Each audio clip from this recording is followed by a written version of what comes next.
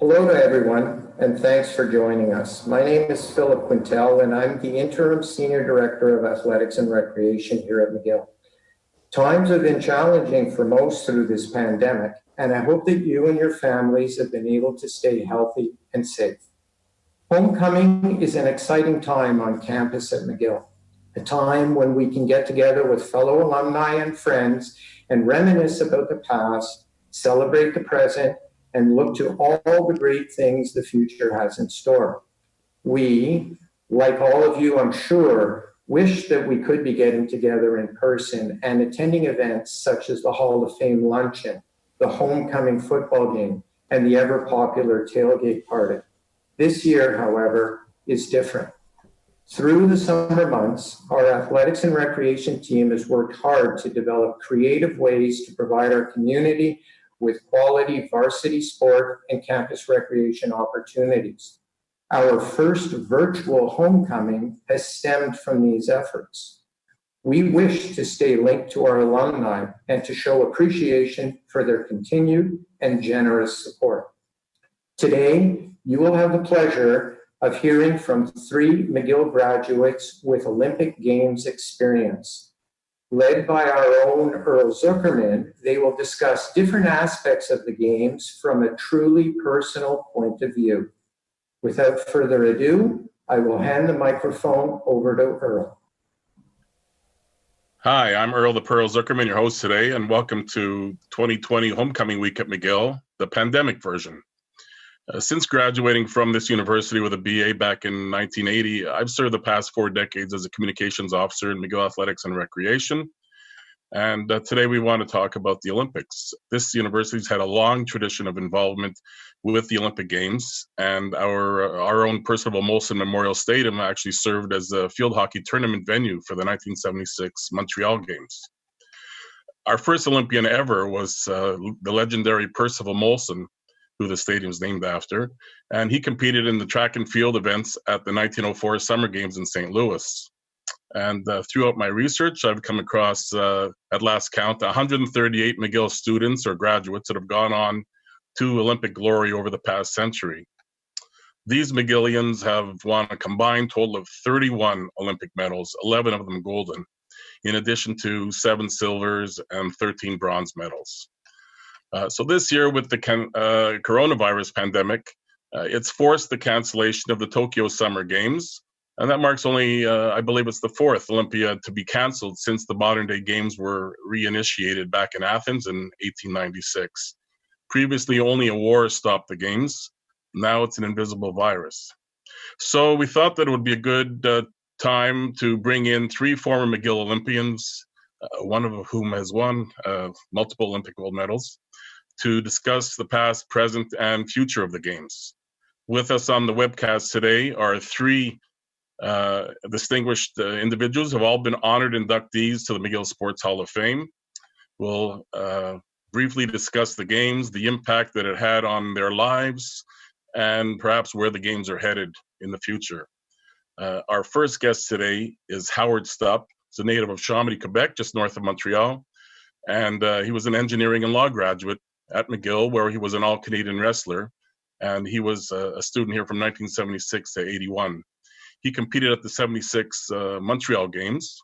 Then 4 years later, he qualified for the 1980 Moscow Games, but was prevented that year from competing when Canada joined an international boycott. In addition to his one appearance as an athlete and his other appearance as a non-athlete, he has returned to the Olympics 16 times as an administrator, serving as Director of Legal Affairs at the International Olympic Committee based in Lausanne, Switzerland.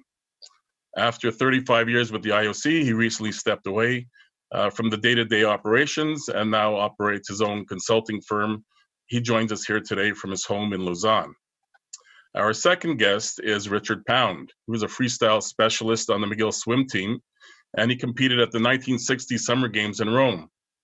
In 1968, he joined the Canadian Olympic Committee, and since 1984, he served as a distinguished member of the IOC, including a term as the organization's vice president. He also served as president of the World Anti-Doping Agency, Dick Bound was born in St. Catharines, Ontario, raised in Ocean Falls, British Columbia, and he's lived in Montreal since his time as a McGill student athlete from 1958 to 1962. He's been here ever since. He's put his commerce and law degrees to good use and is a longtime tax lawyer and partner with the law firm of Slakeman Elliott. He joins us today from his office in Montreal. And our third guest today is Kim St-Pierre. She was an all-Canadian goaltender at McGill in hockey, where she played for both the men's and women's hockey team from 1998 to 2004. Native of Chateauguay, Quebec, with a physical education degree, she played for Canada at 3 Winter Olympics, winning gold at each one. And she was recently selected for induction to the Hockey Hall of Fame. We're all pretty thrilled about that. She joins us here today from her home in Montreal. A real softball question. What memories do you have about the first day that each of you learned that you were selected to the Canadian Olympic team? That first thing that you can recall. Let's start with Howard. It wasn't so much I was selected as much as I won the wrestle off. And I understood that if I won the wrestle off for my weight class, I would be on the team. So obviously I was thrilled to be on the team, especially because one of the doctors I'd seen then told me that I should not be wrestling because I was still recovering from an appendix operation. In those days, it took a much longer time to recover. So I asked the doctor if I'd know if it opened up. He said, yeah. I said, thank you. And I wrestled. But I was pretty thrilled, very thrilled to make the team. All right, let's ask him the same question. What do you have a recollection of the first moment when you knew that you were on the team? Yes, definitely. With the women's hockey team, we gathered together in Calgary for 8 months. So it was a long process, training on and off the ice every day. And there was 4 goalies. And in 2002, they were only picking 2 goalies to be on the official team. The third one was not officially on the team back then. Now it is. So when I found out, we were meeting the coaches, and it was a dream coming true for me. It was not easy to get to the women's hockey game. I played men's hockey for so long, so to be able to be successful in the women's game as well. But that day I will never forget, because since I was like 5 or 6 years old, I really wanted to go to the Olympics. I had said I wanted to go in the Olympics in every single sport but hockey, because I know girls could not play hockey. So now it has changed so much. So to be successful in women's hockey and to make it to the Olympics, it was definitely a special announcement when I heard that myself, but to tell my parents as well was very, very special. Can still feel the enthusiasm in your voice about that moment. Yes. How about you, Dick? Do you have a recollection of the 1960 Rome Games when you first got word that you qualified? Yeah, we were in darkest Winnipeg for the swimming trials in a pool. It was a short course pool, not a long course, unfortunately. And they barely got it finished in time, and the water was still dark. So you took your life in your hands every time you came into the wall to try and turn. But anyway, I got there first, and if you win the 100 freestyle, and we send a team, and they were very small teams in those days. But I waited until after the selection people met and made the announcement to be sure. I didn't show anyone my fingers crossed behind my back. But, anyway, so it was very exciting, of course. And did you rush off and phone a parent or somebody to let them know? Not that I recall. I was lucky, having grown up in the place you mentioned in BC, where it had a 20-yard pool, but on every Olympic team from 1948 to 1976, out of a talent pool of maybe 300 or 400 kids, there was at least one swimmer from Ocean Falls on every Pan Am, Olympic, and Commonwealth team. So I was proud to be part of that heritage as well. Interesting. For Howard, you got a unique perspective of competing as an athlete, having to sit out the boycotted games later on and for the Moscow Olympics, and then spending a lifetime at the games as an administrator with the IOC. Do you kind of have a sense of how the athletes might feel today, given that their Olympic dream may have been crushed, especially the older ones that are that may not be around in 4 years if the games don't happen again next year. Do you kind of get a feel for what it was like? What was your memory when you learned that the Olympic boycott was on for the 1980 games? Yeah. Well, I was obviously extremely disappointed. And I asked myself, I was a lot younger, much more naive at the time. And I said, if me not going to the Moscow Games can save at least one life, who am I to be selfish to go? But I mean, I don't think it saved any lives. And there's a funny story. One of my teammates bought a ladder, and I said, hey, I don't want to say his name. I said, are you in favor of the boycott? He says, yes. I said, so why'd you buy a ladder?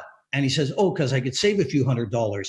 And that kind of tells the whole story, But I think it must be tough for the athletes on the team that was supposed to go to Tokyo. And the games have not quite been canceled. They've been postponed. So if all goes well, that's not sure, they're supposed to happen in 2021.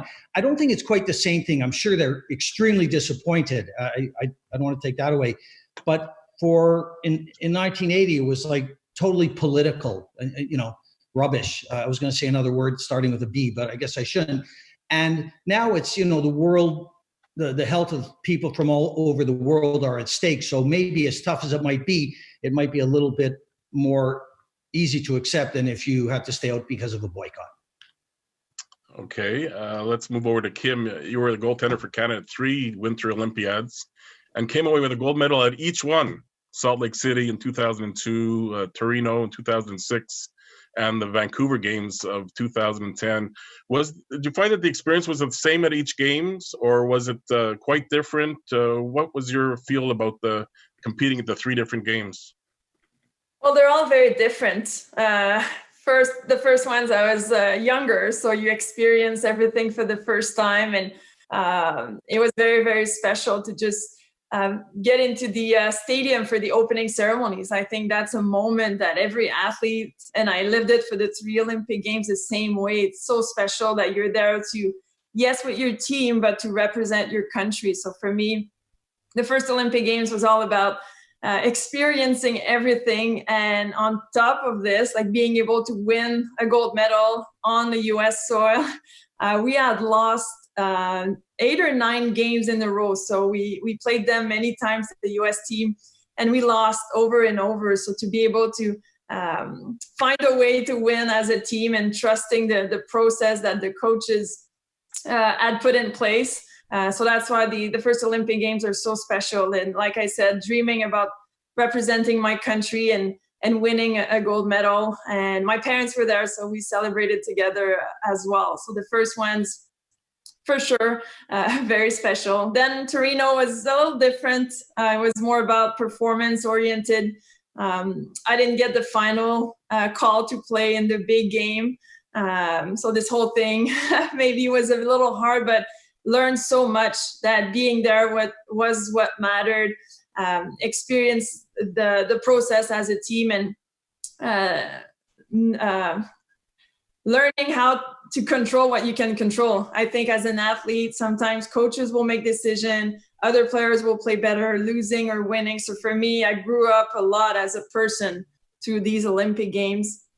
And the final ones in Vancouver, so special to be in your own country, seeing everybody there cheering for Canadian athletes and all the great performances that we were able, and being older, you don't only focus on you and your sport, you're able to enjoy and cheer on other athletes and seeing the Alex Bilodeau and all the other great athletes winning and performing well. So that's why I was able to enjoy these, and knowing they were my last Olympics as an athlete for sure. But so special. And going back to 2002, getting my gold medal from Mr. Pound is I still remember him going like this to say congrats Kim and yay for McGill.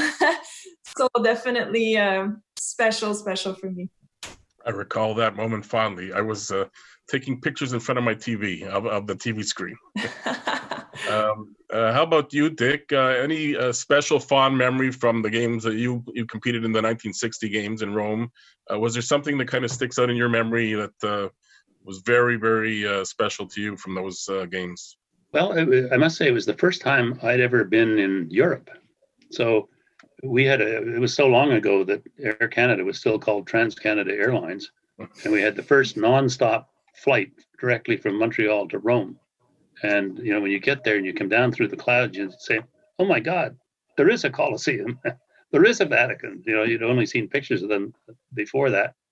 And so it was an extraordinary amount of fun, well organized with kind of the Italian flavor of being just about out of control, but they got everything done, and it was a lot of fun. I did better than I thought I was going to do, in the sense of being in the finals of the 100 free, and we came a disappointing fourth in the 4x100 medley relay, and so I empathize with all the many people around the world who've come fourth, as opposed to getting a medal. So, but I enjoyed it so much that one of the reasons I've stayed in the movement is if I can do anything to help somebody else have that kind of enjoyment, it's well worth the effort. So it's been a fun 60 years.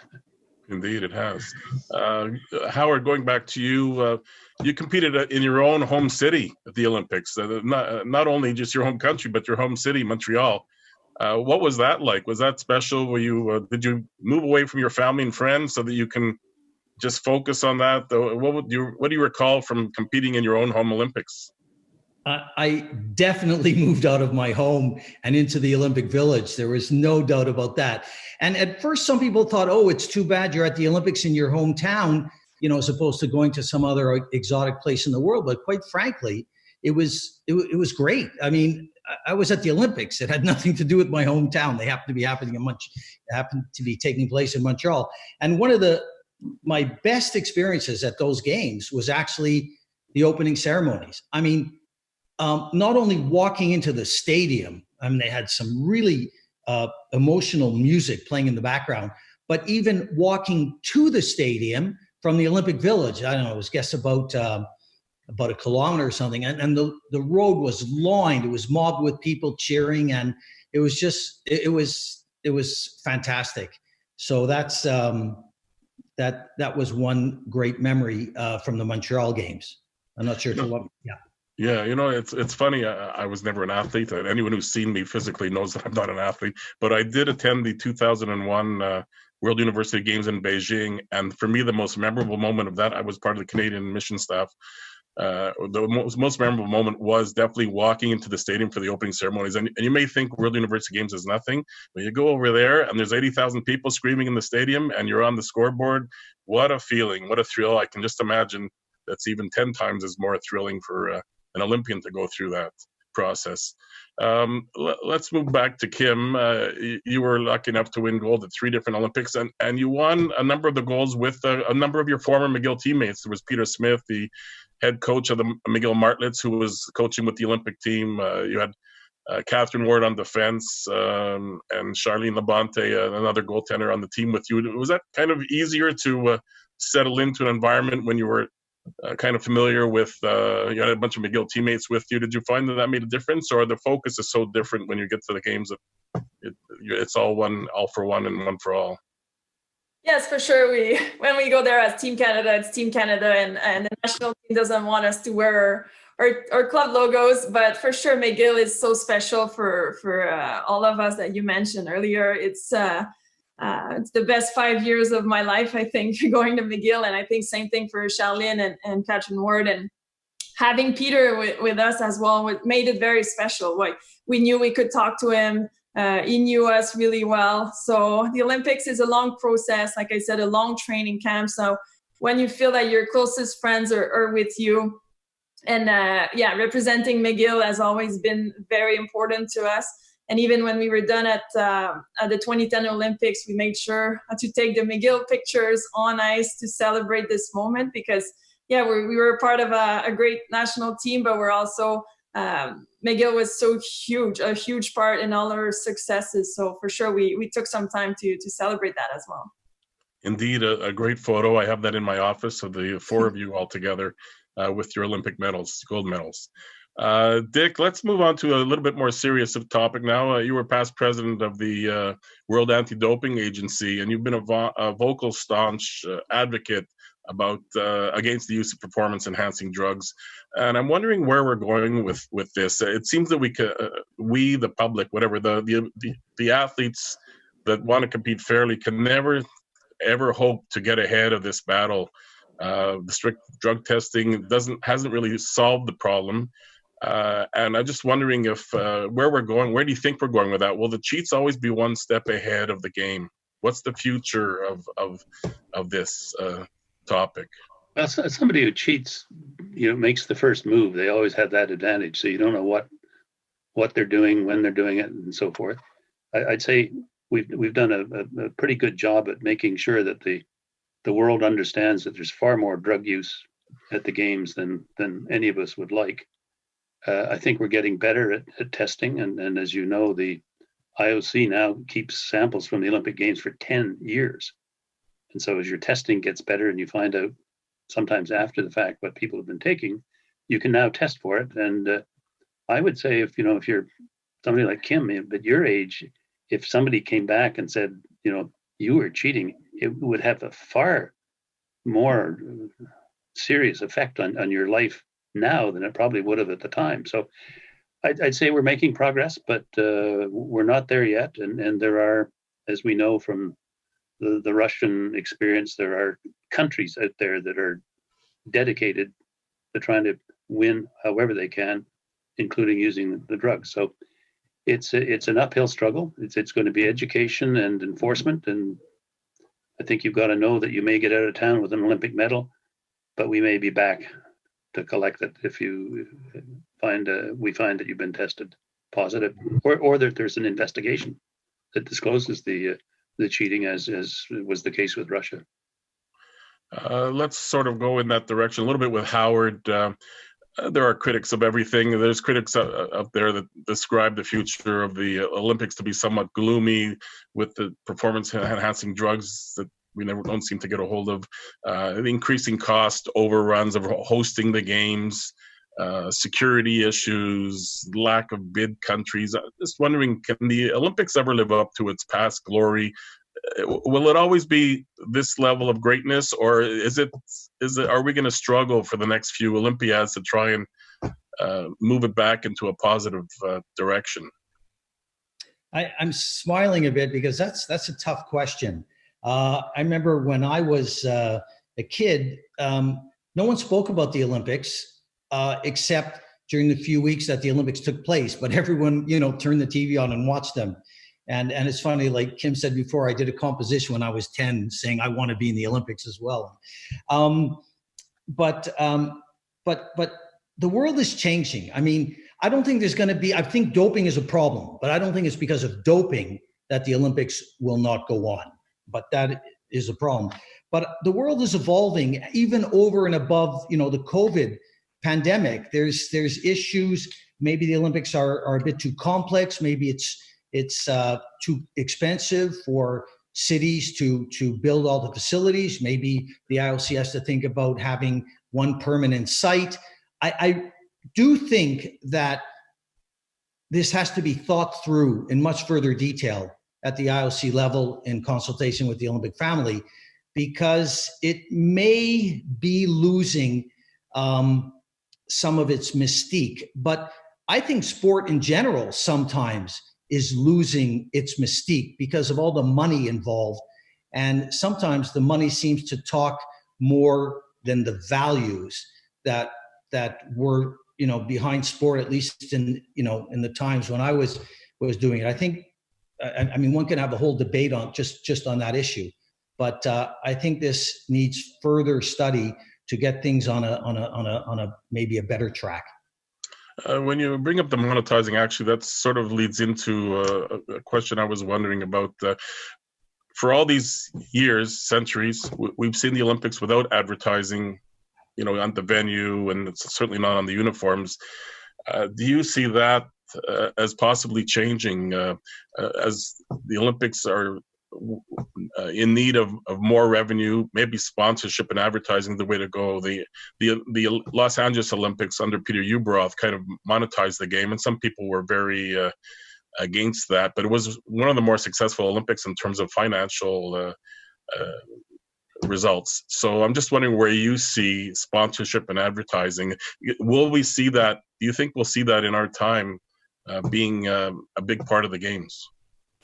Well, firstly, I mean, Dick may have some interesting comments on this one as well, but I think for now, for the near future, the IOC, I believe, will not go to advertising in the stadium, nor will they allow advertising on competitors' uniforms. Keep in mind, if you have advertising in the stadium, you get money from that, but then you may get a bit less money from broadcasting revenues, because the broadcast sponsors will be competing with the billboard advertisers in the stadium, unless they're one and the same. I'm not sure if the problem is so much money, although some of the cities are saying they have financial issues. I think if the games are organized well and compactly, and the city does a thorough job, efficient job, I think the issues go further than just financial issues. I know I've only answered your question partially, but I think I'll stop there. Okay, Kim, let's sort of kind of stay in that area with you. One of the issues with the Olympic Games is the building of an Olympic village.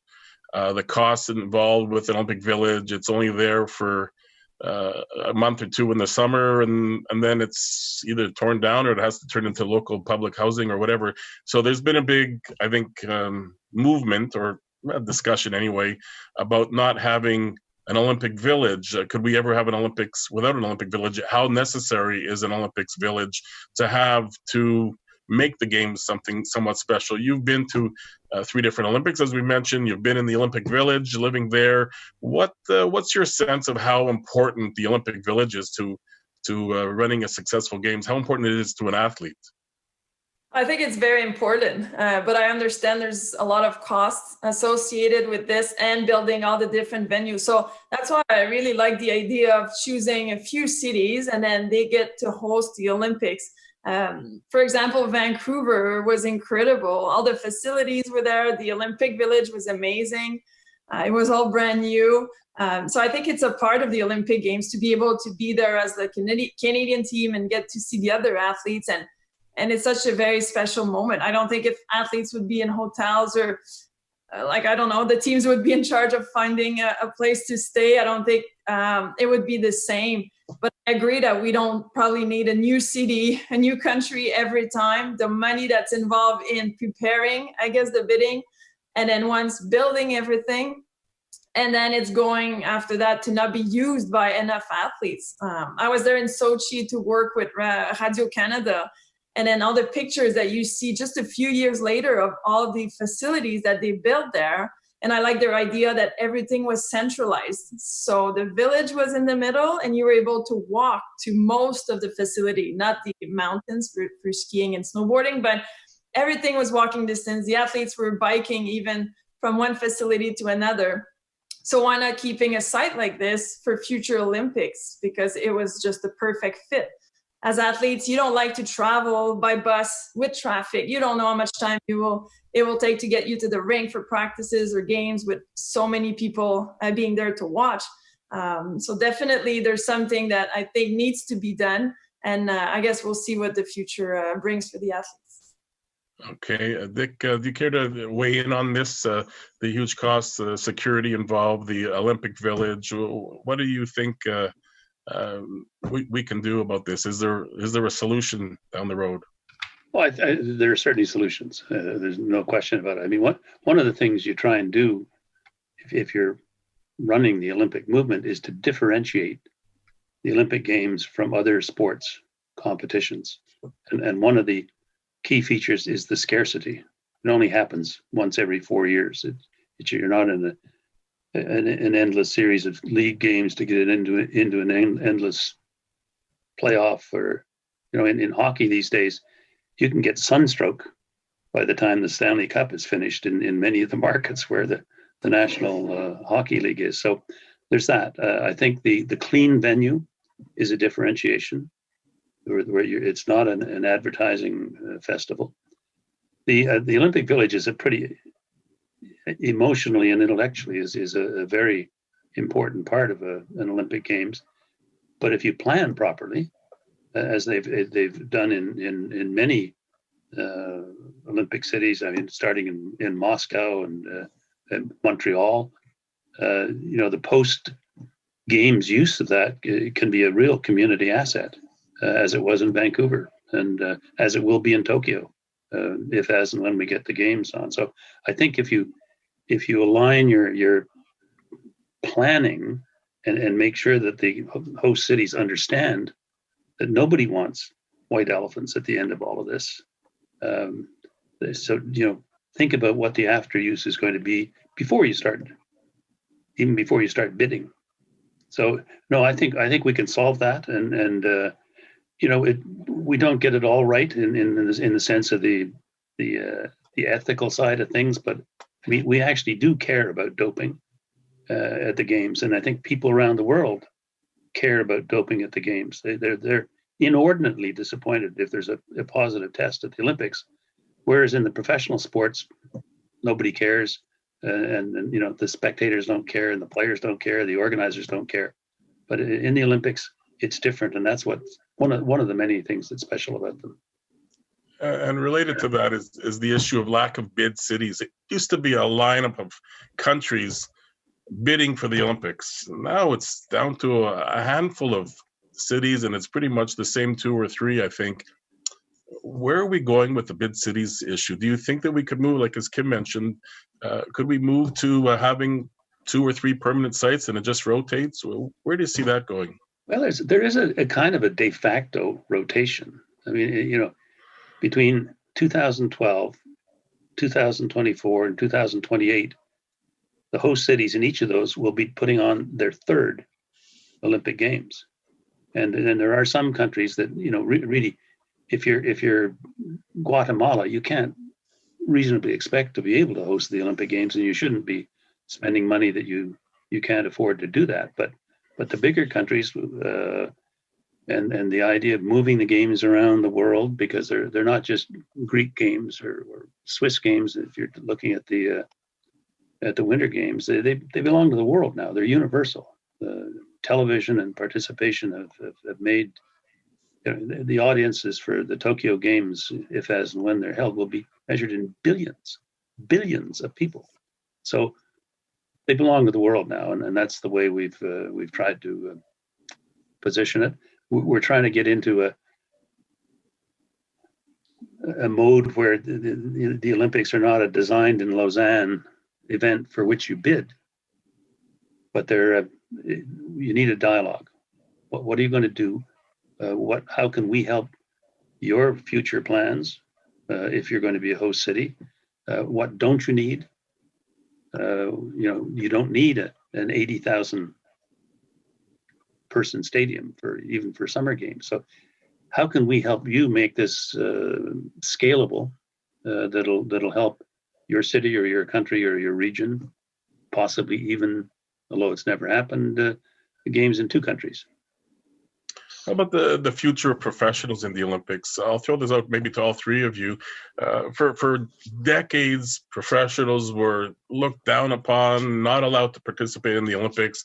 They finally turned the corner a little bit with the Dream Team in basketball, and then they allowed the NHL players in. And now the NHL players didn't want to go to the last Winter Olympics. There's a big debate about whether they should be going or what are they going to benefit out. Just start with you, Dick, on that. Where are we going with the future of professional athletes in the Olympics? Is it good for the games? How do we solve the problem of the NHL saying, sorry, we're not going to go this time. Maybe next time if you give us a better deal. Is there a solution to that? Well, the NHL is a business. It has nothing to do with growing the game of hockey. It has to do with growing the amount of income available for owners and players. I thought the decision to get away from the trap we were in with the old amateur rules was a good solution, and that was we said if you're eligible for the World Championships in your sport as organized by the International Federation, you're eligible for the Olympics, and welcome to it. So we got tennis, and we got the Dream Team, and so forth. And I thought those athletes were really good. I've got two two stories for you. One is in basketball. It wasn't the NBA that pushed for this. It was actually the International Basketball Association, because they figured out very smartly that if you're playing against Michael Jordan, you can't play against Michael Jordan if you've only seen video. You've got to get in on the floor with him and people like him, and you learn and grow the game of basketball, which has certainly happened. And the other was one from just before Kim's games in Nagano. I was visiting the chef de mission in the village, and I said, I'm a former president. Is there anything I can mess up here in your organization? And somebody came in. It was one of the little figure skaters that changed the jacket or something like that they never get the sizes right all the time. She said, how are you doing? Oh, I'm lots of fun. And I met the nicest guy over in the international section. He's a Canadian. And he said, oh, who was it? He said, I can't remember. I think it was Wayne something. And that's one of the things about the village. She had never had a chance to see a Wayne Gretzky in person. And that's something that the Olympics can do. And the professionals, in my experience, have behaved perfectly well and just observing the same standards as all the other athletes. So I think it's a good thing. And the Nagano Olympics will be forever remembered for any hockey fan as the games where Wayne Gretzky wasn't selected to shoot in the penalty shot shootout.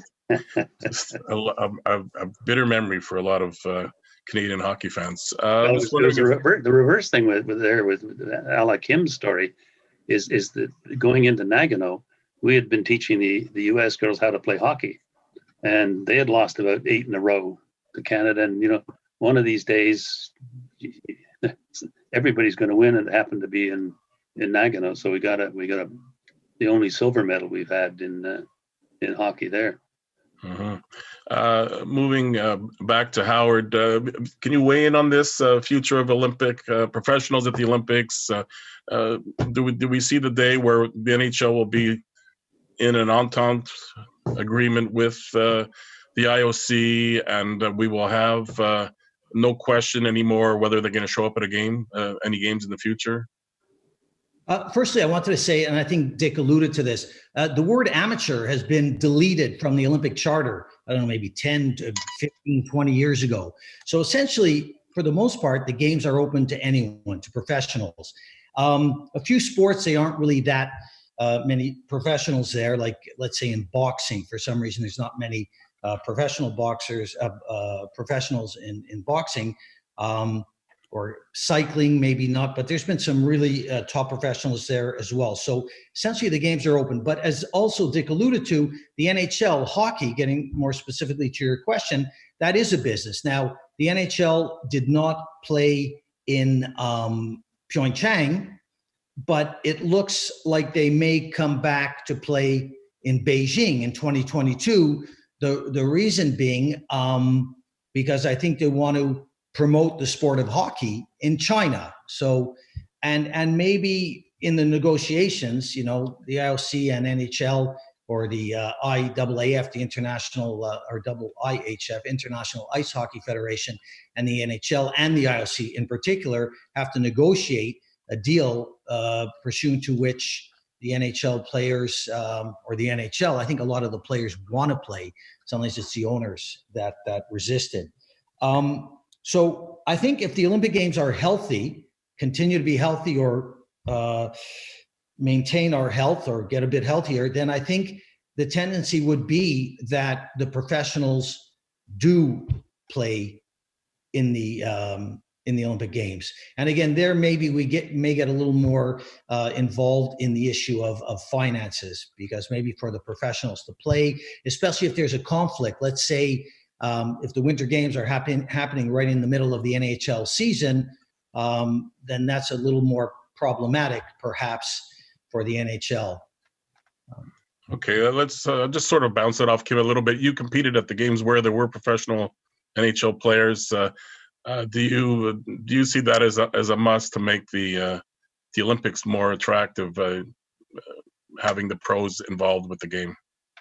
Yeah, definitely. For me, it's all about having the best athletes in the world competing. for their country. And hearing the NHLers talking about their adventure at the Olympics, they love it. Like, it's so different than their business from the NHL. So I think every athlete that's the best in their sport would need to get to compete at the Olympics. So for me, it's all about having the best there together. It's just too bad when the business side of the NHL gets into it, the traveling and the injury, and there's a lot more that comes in their perspective or going or not, but definitely would love to see all pro athletes represent their countries.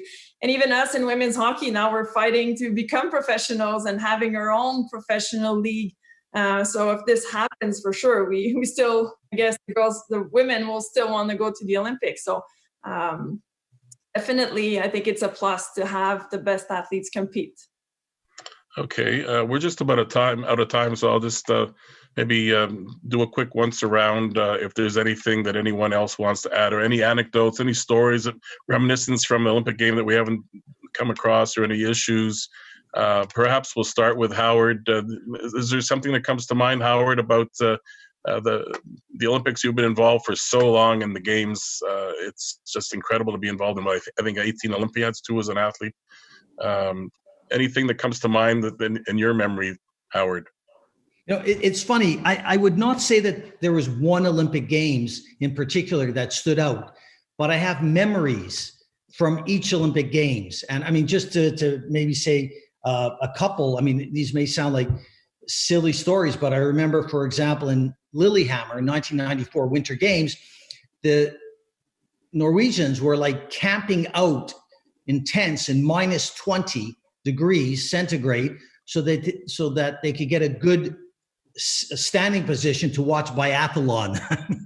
that was kind of funny. Sydney, for example, very briefly, I just remember sitting in the Sydney Harbor during the period of the games. It was just so beautiful. Beijing, for some reason, the opening ceremonies got me. Even before they started, there was electricity in the air. And the last one I'll say, give a little plug to ice hockey here. I remember in Pyeongchang, it was very amusing when I was watching ice hockey. You would see the Koreans who were not exposed to ice hockey, and they were pretty impressed, with the speed and the intensity of the sport. So I found that amusing. How about you, Dick? Is there anything that kind of sticks out in your memory banks of all the games that you've been to? Well, to establish a McGill link, I presented the medals when Kim got her first one in Salt Lake City. And those days was kind of European. You put on the medal and you did the kiss with all of the team. And so my wife said at the end, you sure about that? You're getting a little old. And so the next time at the games in Torino, somebody said, you only kissed about 3 of the girls. And I said, yeah, just the McGill girls. So, and then by the 2010, I was much too old to be doing that sort of thing. So just the medals. Well, definitely, like as a McGillian, I was quite proud of that moment. Actually, I did catch that when you only kissed the 3 McGill girls on the cheek. It was a nice personal McGill moment, I think. How about you, Kim? You mentioned some of your great reminiscences. Is there any kind of unusual or funny or unique anecdote that you remember, that you treasure in the back of your mind, aside from winning gold medal? Obviously, that's the ultimate. But is there anything else that kind of stands out?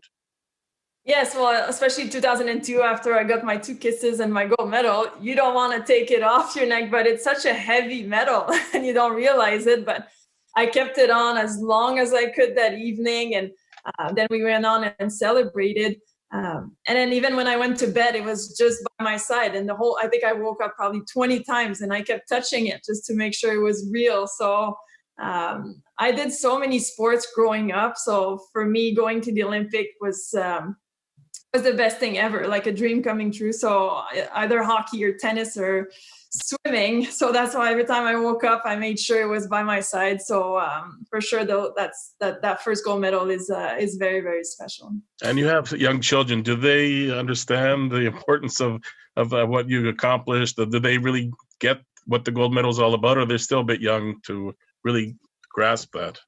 Well, Aiden is 6 and Liam is 8. So now they're getting into more like the internet and Google. So they get to see more pictures. And with the Hockey Hall of Fame, they got to see so many videos and interviews as well. And I think they know now their mom went to the Olympics, and they're not talking about the Olympics for them yet, but I think they're still young. But I'm sure they're doing so many sports already, and they're pretty good at it. So hopefully they'll stay involved with physical activity. I think that's all that matters, because I know we talk a lot about gold medals, but once this is all done, it's all the friendships, the memories that we have from, like you said, all these Olympic games, or everything we do as a team. But like most of my best friends are from the hockey world. So I think that's why I value so much being active and moving. And that's my job too now with Box. It's a program to help the kids get moving. And we know it's so good. Not just the kids, everyone needs to get active. So that's my legacy. That's something I'm so proud to share now, because I was lucky to live with it. Now I want to share how important it is to grow up moving, being active. Well, that's great. Congratulations on your impending induction to the Hall of Fame again, the Hockey Hall of Fame. We're all looking forward to that day. It's the next step on quite an iconic career for you. We're about out of time. So unfortunately, even though I'd like to go on all day, we have to put an end to this. That wraps it up. I'd like to thank our 3 guests today, Howard Stupp from the IOC, Richard Pound from the IOC, and Kim St-Pierre from McGill and international hockey and everything else. Enjoy the rest of Homecoming 2020 for everybody. Stay virus free, and we'll see you hopefully in person at an upcoming event.